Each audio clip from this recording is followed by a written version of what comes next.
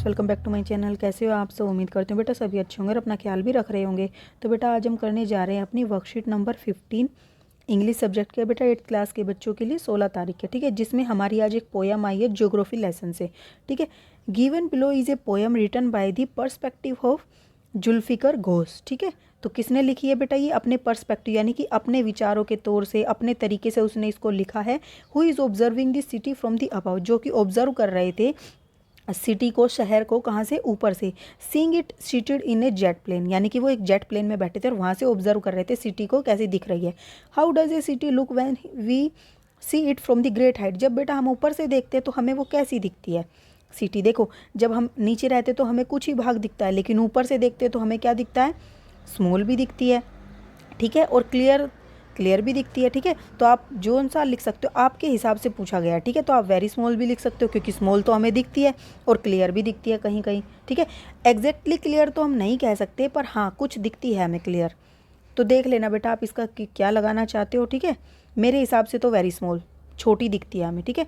फिर read the following stanza, the answer the question, the answer नहीं बेटा, यहाँ एंड आएगा, and answer the question that follows, नीचे दिए गए फिर उनका आंसर करने। देखो बेटा यहाँ पर ये जेट है, ये उड़ रहा है तो यहाँ से छोटा छोटा दिखता है।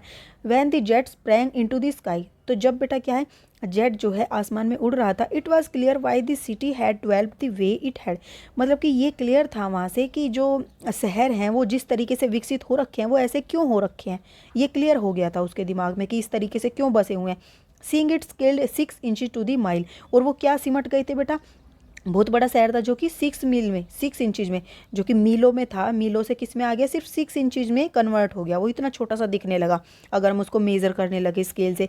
जब हम शहर में मेजर करेंगे उसी में खड़े होकर तो वो तो छोटा सा पार्ट दिखेगा, लेकिन ऊपर से देखेंगे तो पूरी सिटी उतने से पार्ट में आ जाएगी, ठीक है।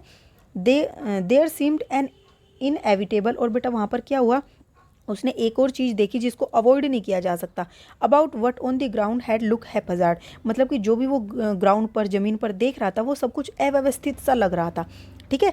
हैपहजार्ड मतलब कि सब कुछ इधर उधर, छोटा बड़ा, ऊंचा नीचा, ऐसा तुम देखते होंगे, ऊपर से देखोगे बेटा, अपनी छत से भी खड़े होकर देखते हो, कोई मकान ऊंचा, कोई नीचा, कोई कैसा, ठीक है।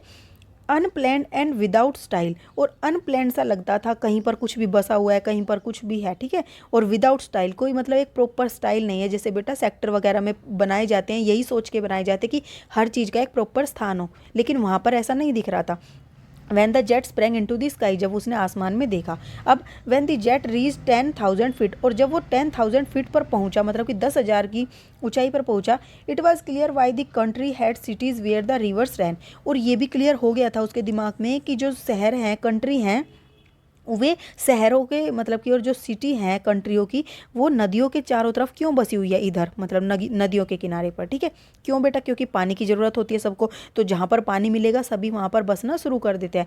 And why the valleys were populated, और जो वैलीज़ हैं, घाटियाँ हैं, वो पॉपुलेटेड क्यों हैं? तो बेटा देखो, घाटियों से निकल कर जा रही हैं ये, तो ये पॉपुलेटेड क्यों हैं? ये भी क्लियर हो गया था उसके दिमाग में। And the logic of geography, और जो ज्योग्राफी मतलब कि किस, ज्योग्राफी का मतलब क्या होता है कि मान लो ये स्थान है, यहाँ पर कौन सी चीज़ कहाँ पर है, ये ज्योग्राफी होती है, ठीक है। तो ये चीज़ यहाँ पर क्यों है, उसका क्या कारण है? जैसे ये घर यहाँ पर क्यों है? क्योंकि यहाँ पर पानी है उनकी ज़रूरत के लिए, तो ये भी उसको लॉजिक समझ आ गया था, ठीक है। That land and water attract man, और ये क्या था? लॉजिक क्या था ज्योग्राफी का? कि जो ज़मीन थी वहाँ की, क्योंकि पानी होगा तो वो क्या कर सकते हैं? खेती कर सकते हैं। अट्रैक्ट करती है वो, क्यों? क्योंकि पानी उनके खाने पीने के लिए भी सही रहेगा, और क्या रहेगा, उनके जो कृषि वगैरह करना चाहते हैं उनके लिए भी वो सही रहेगा। तो ये था लॉजिक उनका। वाज क्लियर डेलिनेटेड, ठीक है, और वो सब क्लियर हो गया था बिल्कुल। And when the jet reach 10,000 feet, और जब क्या था, जेट जो है ऊपर पहुंचा था 10,000 फीट तक, ये सब उसको क्लियर हो गया था कुल मिलाकर कि ज्योग्राफी हमारी ऐसी क्यों है, कौन सी चीज़ कहाँ पर बसी है, वो क्यों बसी हुई है वहाँ पर। और हम मतलब पहले देखते थे शहर में तो वो बहुत बड़ा दिखता है, लेकिन ऊपर से जाके हमें वो छोटा सा दिखता है, 6 इंचज़ का, ठीक है। अब इसके क्वेश्चन आंसर करते हैं बेटा। Seen from the window of an aeroplane the city appears, mark the right answer. तो कैसी अपीयर होती है बेटा? देखो, एज नीट एज मैप नहीं, एज डेवलप एज नेसेसरी नहीं, तो वो तो डेवलप थी नहीं जो होना चाहिए था, ये ऊपर लिखा है। ये क्या है? First answer. As haphazard as on the ground, यानी कि अव्यवस्थित सी लग रही थी। Which was in the stanza means which can not be avoided, तो बेटा इसका तो हमने अभी बताया, अव्यवस्थित, ठीक है। ये क्या होगा? इनएविटेबल, जिसको अवॉइड नहीं किया जा सकता, अनदेखा नहीं किया जा सकता, ऐसी थी वो। What did attract the man, तो किसने अट्रैक्ट किया बेटा? सिटीज़ ने, कंट्रीज़ ने, या लैंड और वाटर ने, तो इसने अट्रैक्ट किया है। ठीक है, हमने अभी पढ़ा था बेटा किसने अट्रैक्ट किया है उनको, इसने। ठीक है, अब फोर्थ क्वेश्चन क्या है, from a certain height of a mile height a mile got reduce to 6 inches, 6 inch में रिड्यूस हो गई थी बेटा। What was clear when the jet reach 10,000 feet high, तो क्या क्लियर था बेटा, देखो तो आप लिखोगे it was clear why the country had cities where the rivers ran. ठीक है, तो आप लिखोगे it was clear why cities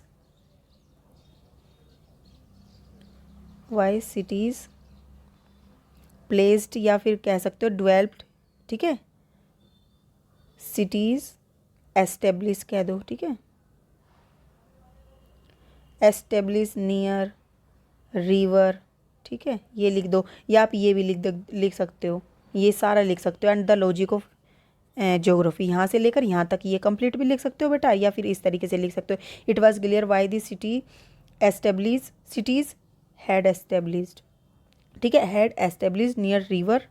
और दूसरा क्या लिख सकते हो, ये क्वेश्चन मार्क हटा के यहीं पे लिख दो, वैलीज वर पॉपुलेटेड।